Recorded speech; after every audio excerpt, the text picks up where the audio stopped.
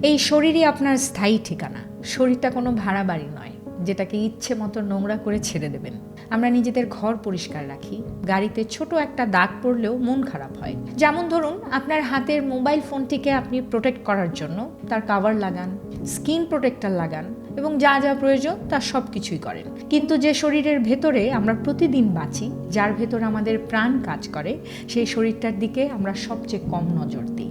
আমরা যা খুশি খাই, যখন খুশি ঘুমাই, আর শরীরটাকে এমনভাবে ব্যবহার করি যেন এটা একটা ডাস্টবিন।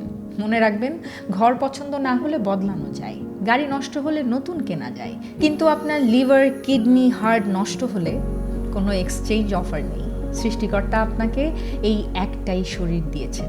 জন্ম থেকে শেষ নিঃশ্বাস পর্যন্ত আপনাকে এই শরীরের ভেতরেই থাকতে হবে। তাই বলি, শরীরকে ডাস্টবিনের মতো নয়, মসজিদ বা মন্দিরের মতো যত্ন করুন। নিজের জীবকে শাসন করুন, নইলে শরীর একদিন আপনাকেই শাসন করবে।